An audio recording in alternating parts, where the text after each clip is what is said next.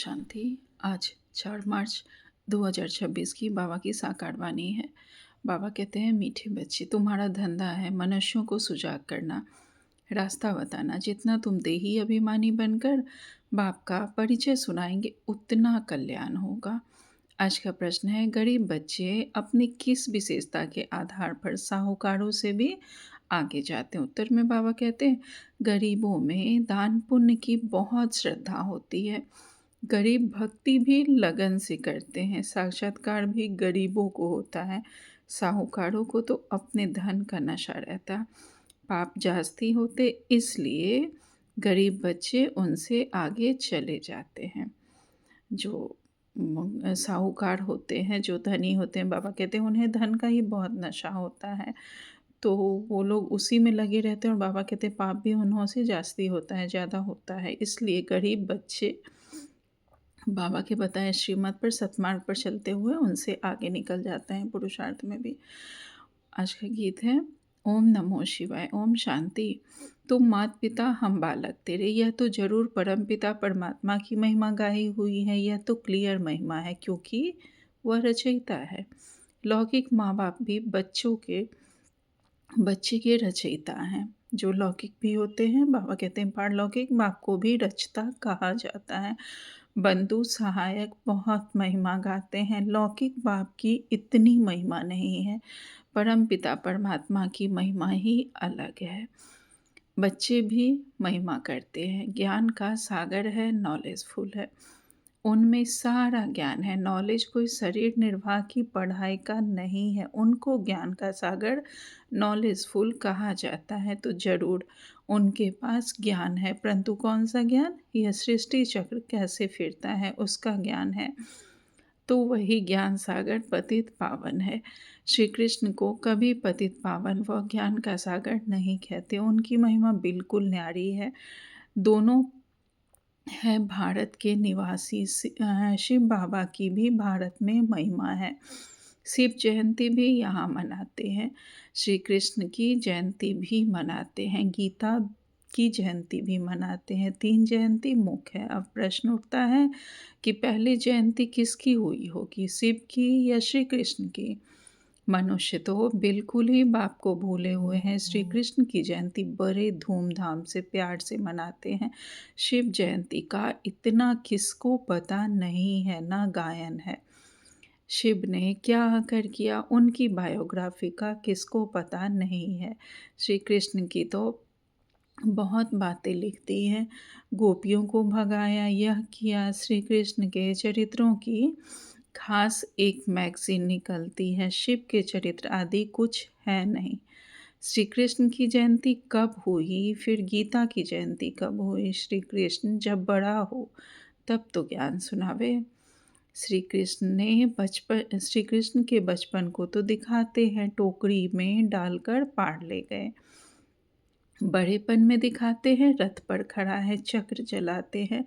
16-17 वर्ष का होगा। बाकी चित्र छोटेपन के दिखाए हैं। अब गीता कब सुनाई? उसी समय तो नहीं सुनाई होगी जब लिखते हैं फलानी को भगाया, यह किया। उस समय तो ज्ञान शोभे भी नहीं। ज्ञान तो जब बुजुर्ग हो तब सुनाए। गीता भी कुछ समय बाद सुनाई होगी। अब शिव ने क्या किया, कुछ पता नहीं। अज्ञान नींद में सोए पड़े हैं। बाप कहते हैं, मेरी बायोग्राफी का कोई को पता नहीं है। मैंने क्या किया, मुझे ही पतित पावन कहते हैं। मैं आता हूँ तो साथ में गीता है। बाबा कहते हैं, मैं आता हूँ तो साथ में गीता है। मैं साधारण बूढ़े अनुभवी तन में आता हूँ। शिव जयंती तुम भारत में ही मनाते हो। श्री कृष्ण जयंती, गीता जयंती, यह 3 मुख्य है। राम की जयंती तो बाद में होती है। इस समय जो कुछ होता है वह बाद में मनाया जाता है। सतयुग त्रेता में जयंती आदि होती नहीं। सूर्यवंशी से चंद्रवंशी वर्षा लेते हैं और किसकी महिमा है नहीं। सिर्फ राजाओं का करोनेशन मनाते हैं। बाबा कहते हैं, बर्थडे तो आजकल सब मनाते हैं। वह तो कॉमन बात हुई, श्री कृष्ण ने जन्म लिया, बड़ा होकर राजधानी चलाई, उसमें महिमा की तो बात नहीं। सतयुग त्रेता में सुख का राज्य चला आया है, वह राज्य कब कैसे स्थापन हुआ, यह तुम बच्चों की बुद्धि में है। बाप कहते हैं, बच्चों मैं कल्प के संगम युग पर आता हूँ। कलयुग का अंत है पतित दुनिया, सतयुग आदि पावन दुनिया। मैं बाप भी हूँ, तुम बच्चों को वर्षा भी दूंगा। कल पहले भी तुमको वर्षा दिया था, इसलिए तुम मनाते आए हो। परंतु नाम भूल जाने से श्री कृष्ण का नाम डाल दिया है। बड़े ते बड़ा शिव है ना। पहले तो जब उनकी जयंती हो तब फिर साकार मनुष्य की हो। आत्माएं तो सब वास्तव में ऊपर से उतरती है। मेरा भी अवतरण है। श्री कृष्ण ने माता के गर्भ से जन्म लिया, पालना ली, सबको पुनर्जन्म में आना ही है। शिव बाबा पुनर्जन्म नहीं लेते हैं, आते तो है ना। तो यह सब बाप बैठ समझाते हैं। ब्रह्मा विष्णु शंकर की त्रिमूर्ति दिखाते हैं ना। ब्रह्मा द्वारा स्थापना, क्योंकि शिव को तो अपना शरीर है नहीं। खुद बैठ बताते हैं, मैं इनके बूढ़े तन में आता हूँ। अब यह अपने जन्मों को नहीं जानते, इनके बहुत जन्मों के अंत का जन्म है। तो पहले पहले समझाना पड़े, शिव जयंती बड़ी या श्री कृष्ण जयंती बड़ी। अगर श्री कृष्ण ने गीता सुनाई तो गीता जयंती तो श्री कृष्ण के बहुत बरसों बाद हो सके, जबकि श्री कृष्ण बड़ा हो। जब श्री कृष्ण बड़े होंगे तब वो ज्ञान सुना सकेंगे। बाबा कहते हैं ये सब समझने की बातें हैं ना, लेकिन वास्तव में शिव जयंती के बाद हुई फट से गीता जयंती, शिव जयंती के बाद फट से हुई गीता जयंती। यह भी पॉइंट बुद्धि में रखनी है, पॉइंट तो ढेर है, बिगड़ नोट किए याद रह न सके। बाबा इतना नज़दीक है, उनका रथ है, वह भी कहते हैं सब पॉइंट समय पर याद आ जाए मुश्किल है। ब्रह्मा बाबा कहते हैं कि वो तो शिव बाबा के इतने नज़दीक है, उन्हीं के रथ में अर्थात शरीर में आते हैं, तो भी सारी पॉइंट समय पर याद आ जाए, यह बड़ा मुश्किल है। बाबा कहते हैं इसलिए नोट करके रखना चाहिए कि फिर हम बाद में उस पर चिंतन मनन कर सके। बाबा कहते हैं, बाबा ने समझाया है सबको, दो बाप का राज समझाओ। शिव बाबा की जयंती मनाते हैं, जरूर आता होगा ना। जैसे क्राइस्ट बुद्ध आदि आकर अपना धर्म स्थापन करते हैं, वह भी आत्मा आकर प्रवेश कर धर्म स्थापन करती है। वह है हेवनली गॉड फादर, सृष्टि के रचयिता। तो जरूर नई सृष्टि रचेंगे, पुरानी थोड़े ही रचेंगे। नई सृष्टि को स्वर्ग कहा जाता है, अभी है नर्क। बाबा कहते हैं, मैं कल्प कल्प के संगम पर आकर तुम बच्चों को राजयोग का ज्ञान देता हूँ। यह है भारत का प्राचीन युग। किसने सिखाया? शिव बाबा का नाम तो गुम कर दिया है। एक तो कहते गीता का भगवान श्री कृष्ण और विष्णु आदि के नाम दे देते हैं। शिव बाबा ने राजयोग सिखाया था, किसको पता नहीं है। शिव जयंती निराकार की जयंती ही दिखाते हैं। वह कैसे आया, क्या आकर किया, यह तो सर्व का सद्गति दाता लिबरेटर गाइड है। अभी सर्व आत्माओं को गाइड चाहिए, परमात्मा। सभी आत्माओं को गाइड करने वाला गाइड चाहिए, परमात्मा। बाबा कहते हैं वह भी आत्मा है। जैसे मनुष्यों का गाइड भी मनुष्य होता है, वैसे आत्माओं का गाइड भी आत्मा चाहिए। वह तो सुप्रीम आत्मा ही कहेंगे। मनुष्य तो सब पुनर्जन्म ले पतित बनते हैं, फिर पावन बनाए वापिस कौन ले जाए। बाप कहते हैं मैं ही आकर पावन होने की युक्ति बताता हूँ, तुम मुझे याद करो। श्री कृष्ण तो कह न सके कि देह का संबंध छोड़ो, वह तो 84 जन्म लेते हैं, सब संबंधों में आते हैं। बाप को अपना शरीर नहीं है। तुमको यह रूहानी यात्रा बाप सिखलाते हैं। यह है रूहानी बाप के रूहानी बच्चों प्रति रूहानी नॉलेज। श्री कृष्ण कोई का रूहानी बाप थोड़े ही है, सबका रूहानी बाप मैं हूँ। मैं ही गाइड बन सकता हूँ, liberator, guide, blissful, peaceful, ever pure, सब मेरे लिए कहते हैं। अभी तुम आत्माओं को नॉलेज दे रहे हैं। बाप कहते हैं मैं इस शरीर द्वारा तुमको नॉलेज दे रहा हूँ।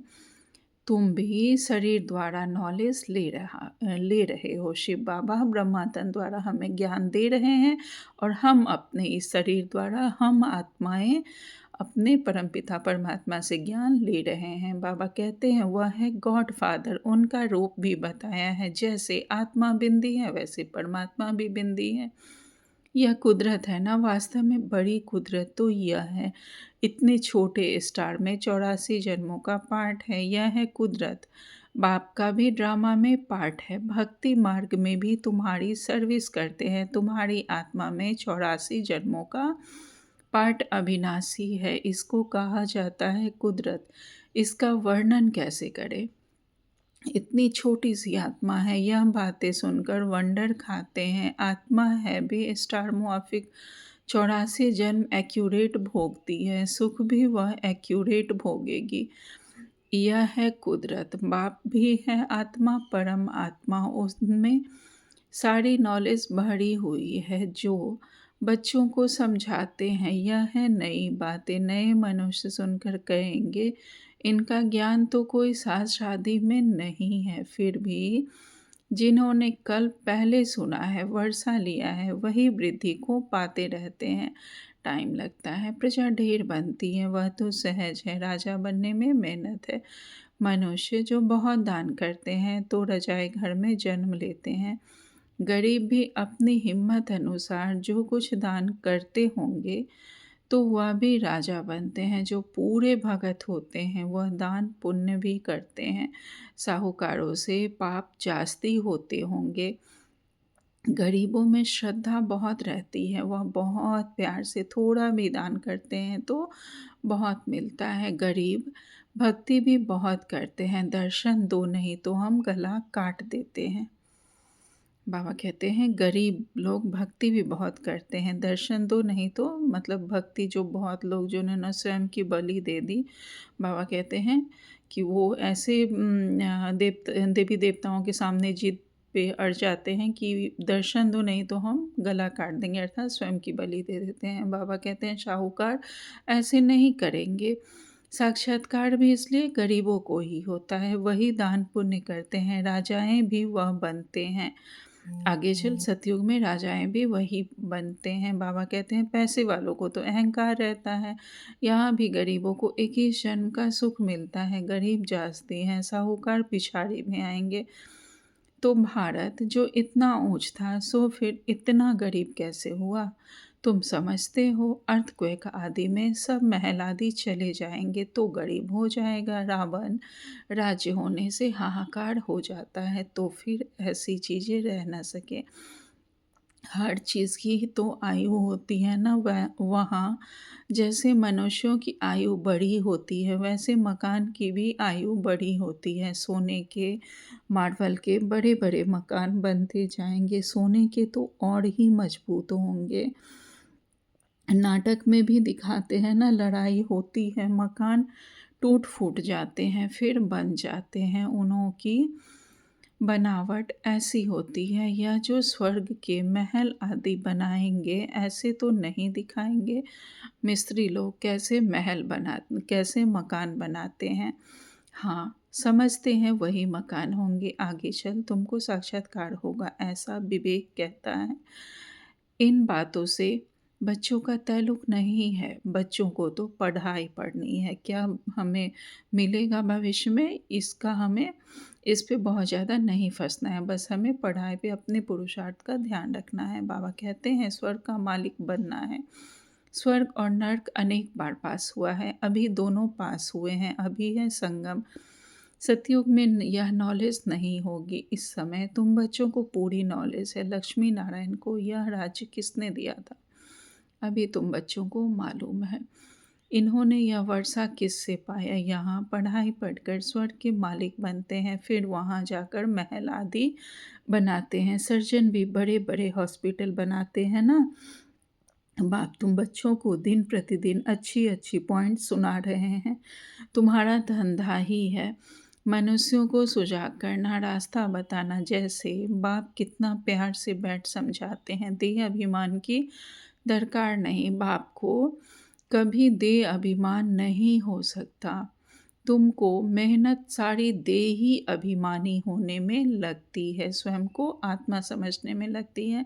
जो देही अभिमानी बन बाप का बैठ परिचय देते हैं, गोया बहुतों का कल्याण करते हैं। जब हम आत्म अभिमानी होकर किसी को बाबा का परिचय देते हैं तो उन्हें टच भी करता है। बाबा कहते हैं तो गोया हम बहुतों का कल्याण करते हैं। बाबा कहते हैं पहले देह अभिमान आने से फिर और विकार आते हैं। जब स्वयं को शरीर देखते हैं, लड़ना झगड़ना नवाबी से चलना देह अभिमान है। भल अपना राजयोग है तो भी बहुत साधारण रहना है।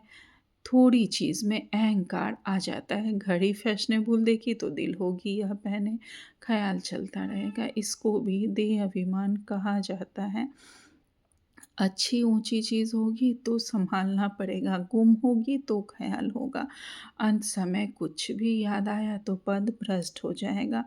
यह देह अभिमान की आदतें हैं। फिर सर्विस बदले डिसर्विस भी जरूर करेंगे।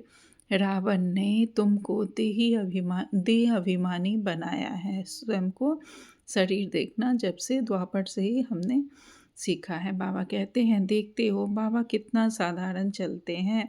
हर एक की सर्विस देखी जाती है। महारथी बच्चों को अपना शो करना है। महारथियों को ही लिखा जाता है तुम फलानी जगह जाकर भाषण करो, एक दो को बुलाते हैं। लेकिन बच्चों में देह अभिमान बहुत रहता है। भाषण में भल अच्छे हैं परंतु आपस में रूहानी स्नेह नहीं है। देह अभिमान लून पानी बना देता है। कोई बात में झट बिगड़ पड़ना यह भी नहीं होना चाहिए। इसलिए बाबा कहते हैं कोई को भी पूछना है तो बाबा से आकर पूछो। कोई कहे बाबा आपको कितने बच्चे हैं, कहूँगा बच्चे तो अगणित हैं परंतु कोई कपूत कोई सपूत अच्छे अच्छे हैं। ऐसे बाप का तो फरमानबरदार वफादार बनना चाहिए ना। अच्छा मीठे मीठे से खिलते बच्चों प्रति माता पिता बाप दादा का याद प्यार और गुड मॉर्निंग। रूहानी बाप की रूहानी बच्चों को नमस्ते। हम सब रूहानी बच्चों की रूहानी माता पिता बाप दादा को याद प्यार गुड मॉर्निंग और नमस्ते नमस्ते नमस्ते। शुक्रिया बाबा आपका पद्मा पदम शुक्रिया। आज धारणा के लिए मुख्य सार में बाबा ने पहली पॉइंट कही है देह अभिमान में आकर किसी भी प्रकार का फैशन नहीं करना है, जास्ती शौक नहीं रखने हैं, बहुत बहुत साधारण होकर चलना है। दूसरी पॉइंट में बाबा ने कहा आपस में बहुत बहुत रूहानी स्नेह से चलना है, कभी भी लून पानी नहीं होना है। बाबा का सपूत बच्चा बनना है, अहंकार में कभी नहीं आना है। बाबा ने आज हमें वरदान दिया है सदा प्रसन्न चित्त भव। बाबा कहते हैं अपने भाग्य और भाग्य विधाता के गुणों को गाने वाले सदा प्रसन्न चित्त भव। विस्तार में बाबा कहते हैं सभी ब्राह्मण बच्चों को जन्म से ही ताज तिलक तख्त जन्म सिद्ध अधिकार के रूप में प्राप्त होता है। हम सभी ब्राह्मण बच्चों को जन्म से ही बाबा का ताज तख्त तिलक जन्म सिद्ध अधिकार के रूप में मिलता है। तो इस भाग्य के चमकते हुए सितारों को देखते हुए अपने भाग्य और भाग्य विधाता के गुण गाते रहो और गुण संपन्न बन जाएंगे। जितना हम अपने भाग्य को देखते हुए भाग्य विधाता के गुणगान करते रहेंगे बाबा के, उतना हम गुण से संपन्न बनते जाएंगे। अपनी कमजोरियों के गुण नहीं गाओ, भाग्य के गुण गाते रहो। प्रश्नों से पार रहो, तब सदा प्रसन्न चित्त रहने का वरदान प्राप्त होगा। फिर दूसरों को भी सहज ही प्रसन्न कर सकेंगे। जब हम स्वयं प्रसन्नचित्त रहेंगे, बाबा से हमें वरदान प्राप्त होगा तो फिर हमारी वृत्ति के आसपास जो भी कोई आएंगे वो भी सहज ही प्रसन्न रहेंगे। आज स्लोगन में बाबा ने कहा एक नामी इकोनॉमी से चलना ही ब्राह्मण जीवन में सफलता का आधार है। आज का व्यक्ति सारे हैं निश्चय सदा ही निश्चिंत बनाता है। निश्चय बाबा में जितना हमारा निश्चय होगा हम उतने निश्चिंत बनते जाएंगे। और जो निश्चिंत स्थिति में रहकर कोई भी कार्य करता है तो उसमें सफलता जरूर होती है, क्योंकि निश्चिंत स्थिति में बुद्धि यथार्थ जजमेंट करती है। अगर हम निश्चिंत हैं, बाबा से कंबाइंड हैं, तो बुद्धि यथार्थ जजमेंट करती है। यथार्थ निर्णय का आधार है निश्चय बुद्धि, निश्चिंत स्थिति। उसमें सोचने की भी आवश्यकता नहीं है। अच्छा, ओम शांति, शुक्रिया।